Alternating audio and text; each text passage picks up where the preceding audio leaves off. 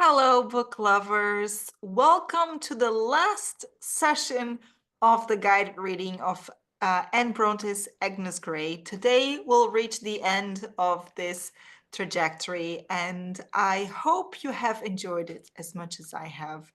It's been great to read another classic of Victorian literature, although a less well-known text, Agnes Grey. Today we're going to read chapters 24 and 25, the last two chapters, and we'll finally get to know what happens between Agnes and Mr. Weston. I really, really hope that they get together in the end. We'll find out soon. But before we do that, let's take a step back and think about what we discussed last times when we read chapters 22 and 23. Chapter 22 is called The Visit, and Agnes arrives at Ashby Park to visit Rosalie Murray, although she's now Lady Ashby, right? She has married Lord Ashby, and she is the lady of the house, what she always wanted, the lady at Ashby Park. But Agnes is shocked by Rosalie's appearance. She's clearly not happy. So despite Rosalie's efforts to show off a beautiful house, beautiful clothes, Agnes can tell that she's not happy, and eventually she admits that she's not happy. She should have listened to Agnes and not married Lord Ashby, but now it is too late. In chapter 23, called The Park, Agnes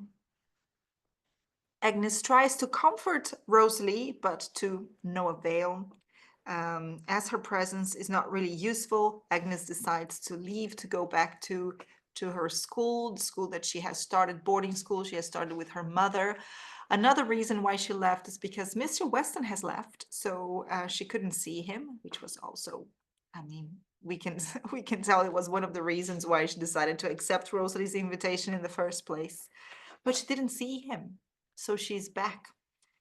So let's continue our reading. I would like to remind you that if you want to know more about the Victorian period, the masterclass and introduction to Victorian literature is available on the website booksandculture.club. It's a wonderful way to get introduced to this fascinating period in the history of English literature and to add some titles to your TBR list. All right, so let's read together chapter 24, called The Sands. Our school was not situated in the heart of the town. On entering A, and that is the name of the city that, as we've mentioned before, the Brontes only add the first letter of the place, followed by a dash. On entering A from the northwest, there is a row of respectable-looking houses on each side of the road, on each side of the broad white road, with narrow slips of garden ground before them, Venetian blinds to the windows, and a flight of steps leading to each trim, brass-handled door. In one of the largest of these habitations dwelt my mother and I, with such young ladies as our friends and the public chose to commit to our charge. Consequently, we were a considerable distance from the sea, and divided from it by a labyrinth of streets and houses. But the sea was my delight, and I would often gladly pierce the town to obtain the pleasure of a walk beside it, whether with the pupils or alone, or with my mother during the vacations. It was delightful to me at all times and seasons, but especially in the wild commotion of a rough sea breeze and in the brilliant freshness of a summer morning. I awoke early on the third morning after my return from Ashby Park. The sun was shining through the blind, and I thought how pleasant it would be to pass through the quiet town and take a solitary ramble on the sands, while half the world was in bed. I was not long in forming the resolution, nor slow to act upon it. Of course, I would not disturb my mother, so I stole noiselessly downstairs and quietly unfastened the door. I was dressed, down and out when the church clock struck 5:45. So very early in the morning, and that's when she has the chance to enjoy nature by herself. The magic of being alone and in connection with nature, especially in those mornings, she says, either a summer morning or during a wild, rough sea breeze. So she can finally let loose and be herself without the worries of societal pressures or constraints. When she's by the sea, especially when there's no one around, she can um, give vent to her feelings and be herself. There was a feeling of freshness and vigor in the very streets. And when I got free of the town, when my foot was on the sands and my face towards the broad, bright day, no language can describe the effect of the deep, clear azure of the sky and ocean, the bright morning sunshine on the semicircular barrier of craggy cliffs surmounted by green swelling hills, and on the smooth, wide sands and the low rocks out at sea. Looking with their clothing of weeds and moss like little grass-grown islands, and above all on the brilliant, sparkling waves. And then the unspeakable purity and freshness of the air. There was just enough heat to enhance the value of the breeze, and just enough wind to keep the whole sea in motion, to make the waves come bounding to the shore, foaming and sparkling as if wild with glee. Nothing else was stirring. No living creature was visible besides myself. My footsteps were the first to press the firm, unbroken sands. Nothing before had trampled them since last night's flowing tide had obliterated the deepest marks of yesterday and left it fair and even, except where the subsiding water had left behind it the traces of dimpled pools and little running streams. It is a quite romantic connection with nature, and by romantic I mean associated with romanticism. This connection with the primitive state of nature at its wild, uncivilized, not tainted by society or the human being. And there she is, very early in the morning, and there are no footprints on the sand. There are no marks of yesterday. They have all been washed away by the waves, and she's the first one to imprint her marks on the sand.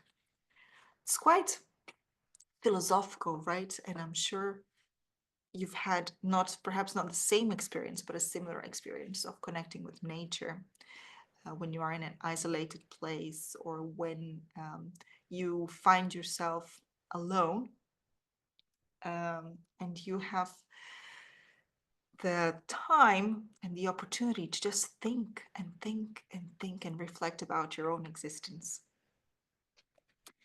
Refreshed, delighted, invigorated, I walked along, forgetting all my cares, feeling as if I had wings to my feet and could at least 40 miles without fatigue, and experiencing a sense of exhilaration to which I had been an entire stranger since the days of early youth. About 6:30, however, the grooms began to come down to air their masters' horses. First one and then another, till there were some dozen horses and 5 or 6 riders. But that did not trouble me, for they would not come as far as the low rocks which I was now approaching.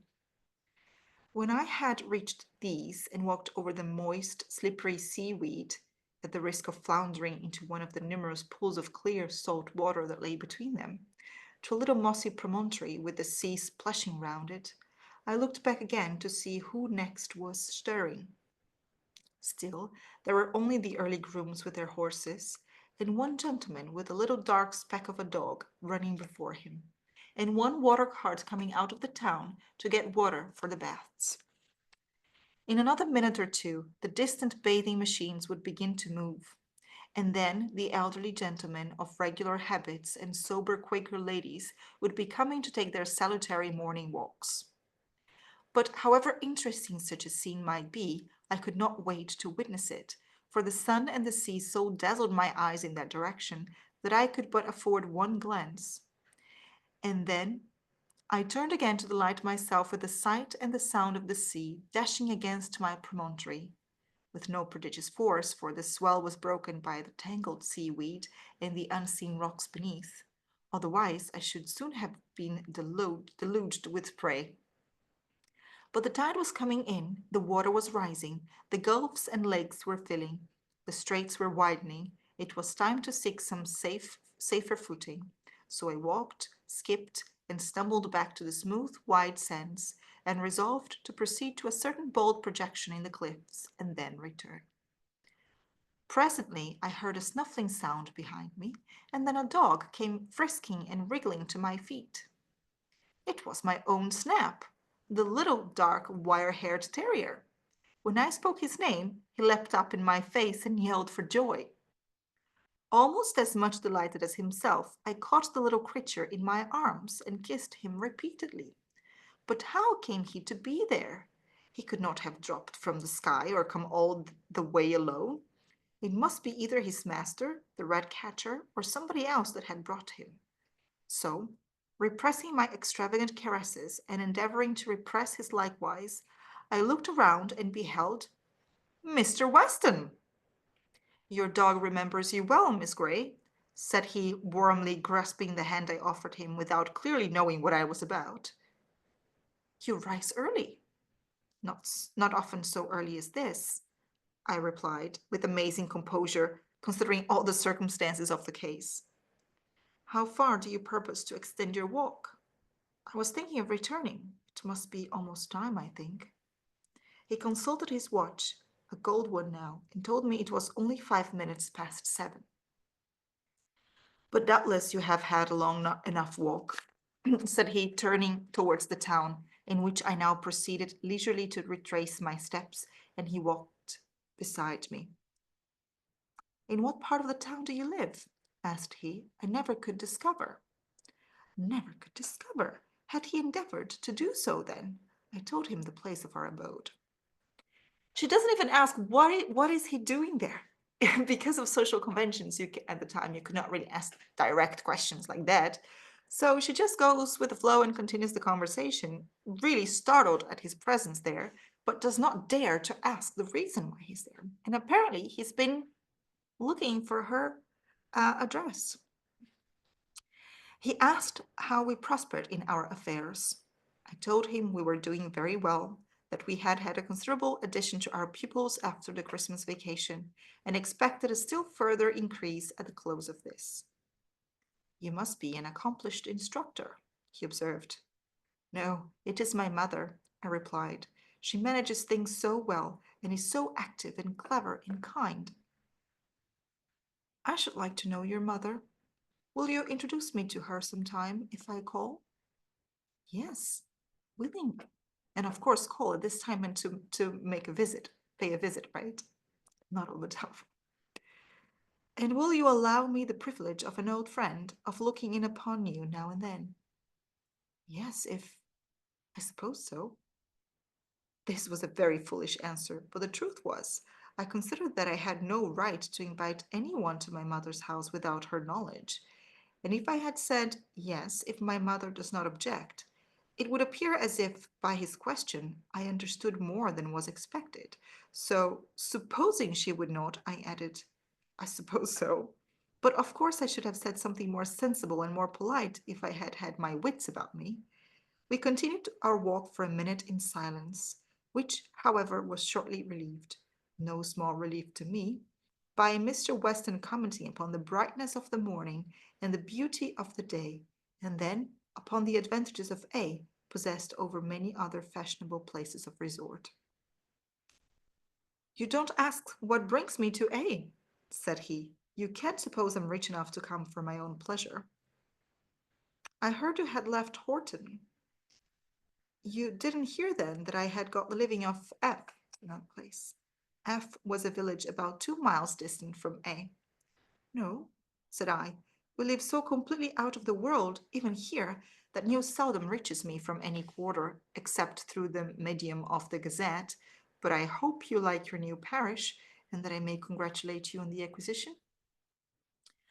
I expect to like my parish better a year or two hence, when I have worked certain reforms I have set my heart upon, or at least progressed some steps towards such an achievement. But you may congratulate me now, for I find it very agreeable to have a parish all to myself, with nobody to interfere with me, to thwart my plans or cripple my exertions. And besides, I have a respectable house in a rather pleasant neighborhood, and £300 a year. And in fact, I have nothing but solitude to complain of, and nothing but a companion to wish for. That's auspicious. So he does not live very far away, and he's in need of a companion and company. He looked at me as he concluded, and the flash of his dark eyes seemed to set my face on fire, greatly to my own disconcertion, for to evince confusion at such a juncture was intolerable. I made an effort, therefore, to remedy the evil and disclaim all personal application of the remark by a hasty, ill-expressed reply to the effect that if he waited till he was well known in the neighborhood, he might have numerous opportunities for supplying his want among the residents of F and its vicinity, or the visitors of A, if he required so ample a choice, not considering the compliment implied by such an assertion till his answer made me aware of it. I am not so presumptuous as to believe that, said he, though you tell it to me. But if it were so, I am rather particular in my notions of a companion for life, and perhaps I might not find one to suit me among the ladies you mention. If you require perfection, you never will. I do not. I have no right to, as being so far from perfect myself.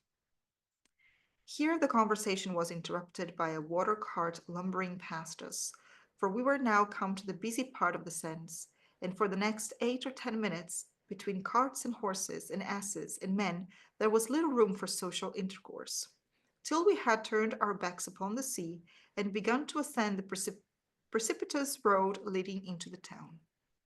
Here my companion offered me his arm, which I accepted, though not with the intention of using it as a support. Can you imagine the scene? It sounds so beautiful, right? So the sands, the ocean, the cliffs, and the precipitous road leading to back into town. It's a small town, very picturesque. You don't often come onto the sands, I think, said he, for I have walked there many times, both morning and evening, since I came, and never seen you till now.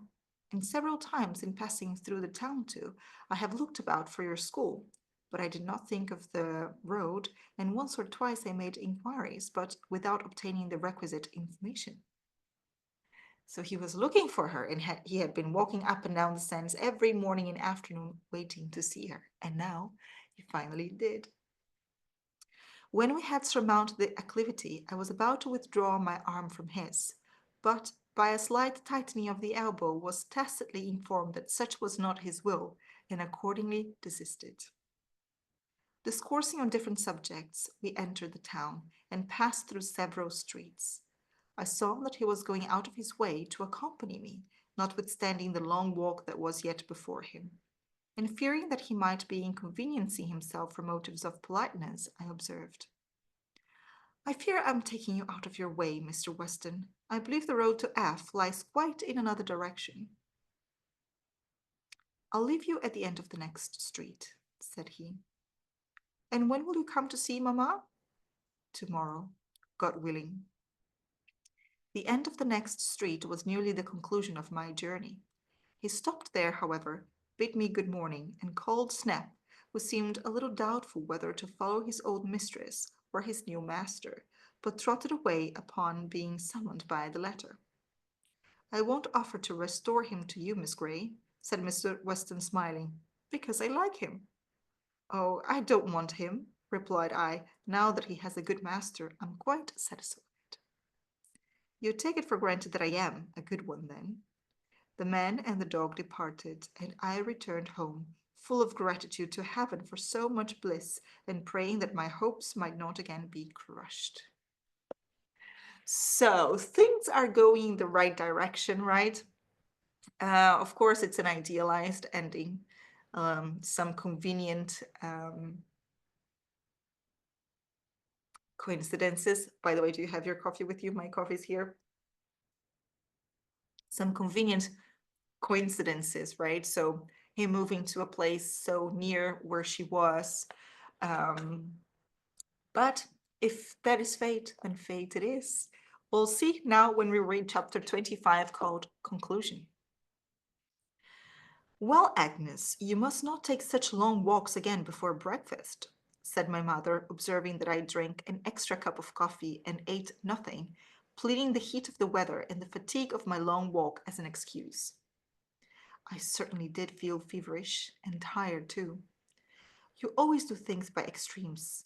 Now, if you had taken a short walk every morning and would continue to do so, it would do you good. Well, Mamma, I will. But this is worse than lying in bed or bending over your books. You have quite put yourself into a fever. I won't do it again, said I.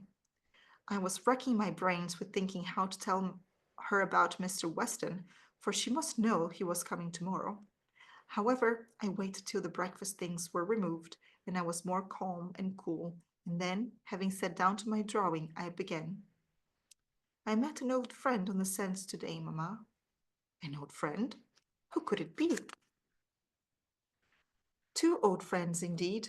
One was a dog, and then I reminded her of Snap, whose history I had recounted before, and related the incident of his sudden appearance and remarkable recognition.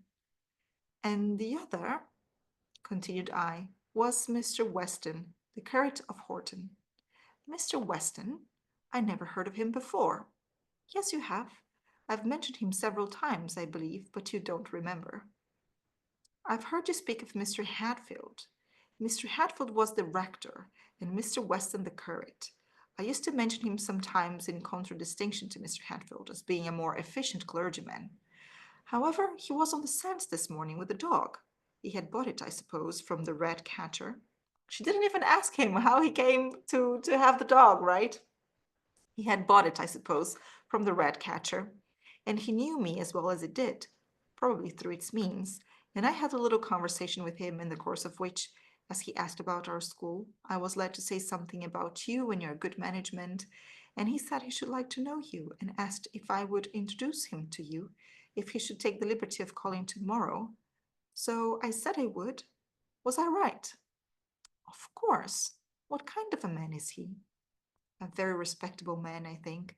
But you will see him tomorrow. He is the new vicar of F, and as he has only been there a few weeks, I suppose he has made no friends yet and wants a little society. The morrow came. What a fever of anxiety and expectation I was in from breakfast till noon, at which time he made his appearance. Having introduced him to my mother, I took my work to the window and sat down to await the result of the interview. They got on extremely well together, greatly to my satisfaction, for I had felt very anxious about what my mother would think of him. He did not stay long that time, but when he rose to take leave, she said she should be happy to see him whenever he might find it convenient to call again. And when he was gone, I was gratified by hearing her say, "Well, I think he's a very sensible man. But why did you stick back there, Agnes?" she added, "and talk so little?" "Because you talked so well, Mamma. I thought you required no assistance from me, and besides, he was your visitor, not mine." After that, he often called upon us, several times in the course of a week. He generally addressed most of his conversation to my mother, and no wonder, for she could converse. I almost envied the unfettered, vigorous fluency of her discourse and the strong sense evinced by everything she said. And yet, I did not, for though I occasionally regretted my own deficiencies for his sake, it gave me very great pleasure to sit and hear the two beings I loved and honored above everyone else in the world, discoursing together so amicably, so wisely, and so well. I was not always silent, however, nor was I at all neglected. I was quite as much noticed as I would wish to be. There was no lack of kind words and kinder looks, no end of delicate attentions, too fine and subtle to be grasped by words, and therefore undescribable, but deeply felt at heart. Ceremony was quickly dropped between us.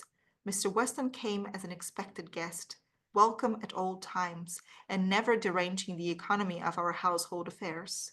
He even called me Agnes. The name had been timidly spoken at first, but finding it gave no offence in any quarter, He seemed greatly to prefer that appellation to Miss Grey, and so did I.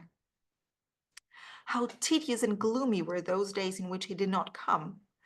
And yet not miserable, for I had still the remembrance of the last visit and the hope of the next to cheer me. But when 2 or 3 days passed without my seeing him, I certainly felt very anxious, absurdly, unreasonably so, for of course he had his own business and the affairs of his parish to attend to, and I dreaded the close of the holidays, when my business also would begin, and I should be sometimes unable to see him, and sometimes, when my mother was in the schoolroom, obliged to be with him alone, a position I did not at all desire. In the house, though to meet him out of doors and walk beside him had proved by no means disagreeable. One evening, however, in the last week of the vacation, he arrived unexpectedly, for a heavy and protracted thunder shower during the afternoon had almost destroyed my hopes of seeing him that day. But now the storm was over and the sun was shining brightly. "A beautiful evening, Mrs. Grey," said he as he entered. "Agnes, I want you to take a walk with me to—" He named a certain part of the coast, a bold hill on the land side and towards the sea, a steep precipice, from the summit of which a glorious view is to be had. The rain has laid the dust and cooled and cleared the air, and the prospect will be magnificent. Will you come?" "Can I go, mamma?" "Yes, to be sure." I went to get ready, and was down again in a few minutes, though of course I took a little more pains with my attire than if I had merely been going out on some shopping expedition alone. The thunder shower had certainly had a most beneficial effect upon the weather, and the evening was most delightful. Mr. Weston would have me to take his arm. He said little during our passage through the crowded streets, but walked very fast, and appeared grave and abstracted. I wondered what was the matter, and felt an indefinite dread that something unpleasant was on his mind, and vague surmises concerning what it might be troubled me not a little, and made me grave and silent enough. But these fantasies vanished upon reaching the quiet outskirts of the town, for as soon as we came within sight of the venerable old church and the hill with the deep blue sea beyond it, I found my companion was cheerful enough. "I'm afraid I've been walking too fast for you, Agnes," said he. "In my impatience to be rid of the town, I forgot to consult your convenience. But now we'll walk as slowly as you please. I see by those light clouds in the west there will be a brilliant sunset, and we shall be in time to witness its effect upon the sea at the most moderate rate of progression." When we had got about halfway up the hill, we fell into silence again, which, as usual, he was the first to break. "My house is desolate yet, Miss Grey," he smilingly observed, "and I am acquainted now with all the ladies in my parish, and several in this town too, and many others I know by sight and by report, but not one of them will suit me for a companion. In fact, there is only one person in the world that will, and that is yourself. I want to know your decision." That was so out of the blue. So I've seen all the ladies around, and none of them will do. Actually, there's only one person that would work as my would suit me for a companion, and that is yourself. And I want to know your decision. "Are you in earnest, Mr. Weston?" "In earnest? How could you think I should jest on such a subject?" He laid his hand on mine that rested on his arm. He must have felt it tremble, but it was no great matter now. "I hope I have not been too precipitate," he said in a serious tone. "You must have known that it was not my way to flatter and talk soft nonsense, or even to speak the admiration that I felt, and that a single word or glance of mine meant more than the honeyed phrases and fervent protestations of most other men. I said something about not liking to leave my mother and doing nothing without her consent. "I settled everything with Mrs. Grey while you were putting on your bonnet," replied he.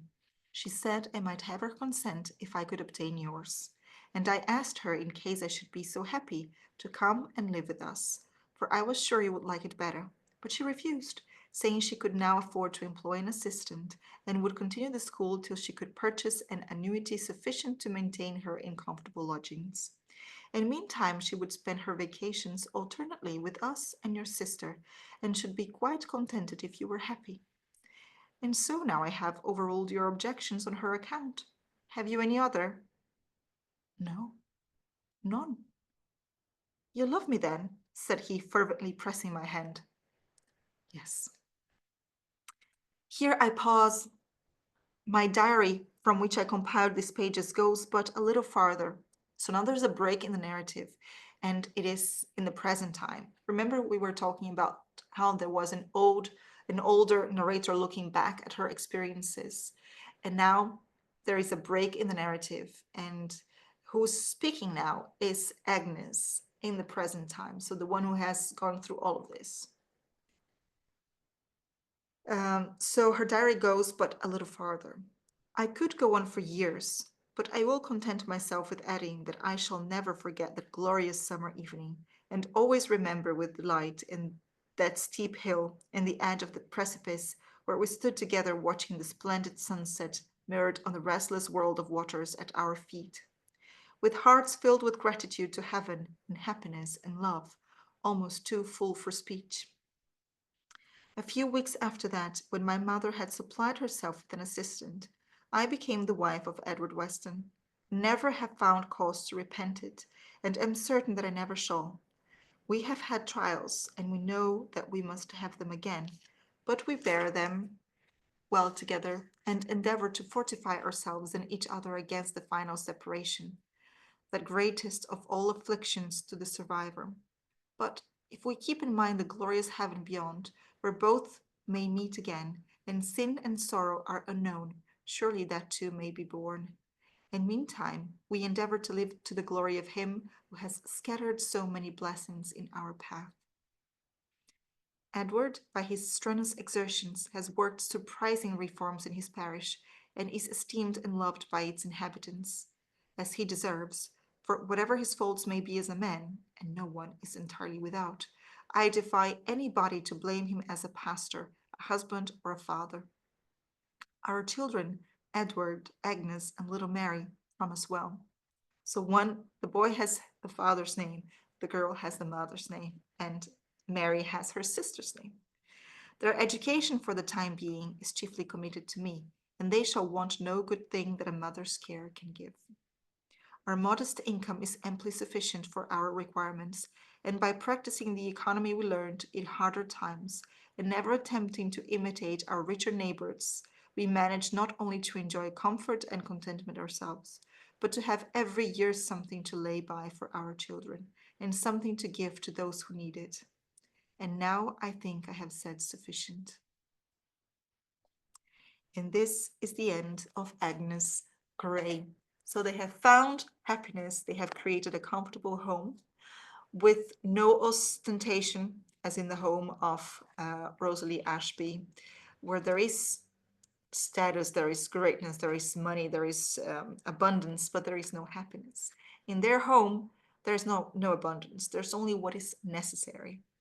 But there is an abundance of love and happiness. Um, and that is the end. I wonder what you think of the end of Agnes Grey. I think it was such an interesting journey, beautiful journey, and she was such a serious girl um, who had to work from an early age to provide for herself, so independent, had to build a protection, a thick skin against others, against the society, against the harshness of life, of being treated as a servant, of not being, of her value not being seen, and finally to be able at the very end, when she's in contact with nature and she is able to let herself feel, she she meets Mr. Weston again, and they are ready to begin a life together, a life of love, of commitment to religion and to faith and to the education of their children and the happiness of their household.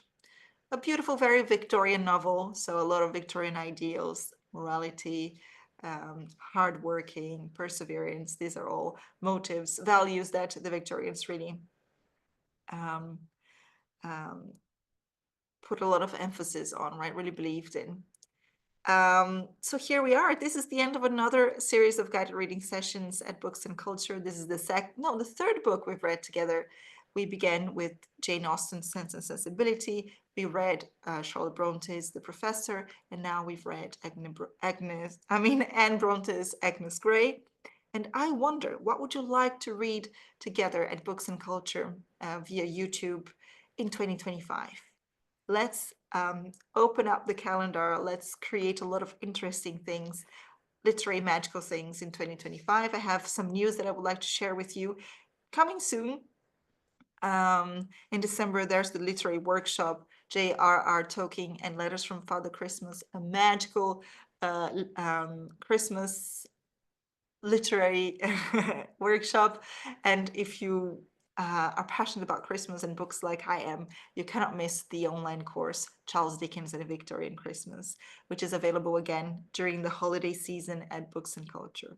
So thank you for joining me in this journey. Thank you for supporting Books and Culture. Don't forget to like this video, to subscribe to the channel, and I will see you in another one of our literary adventures.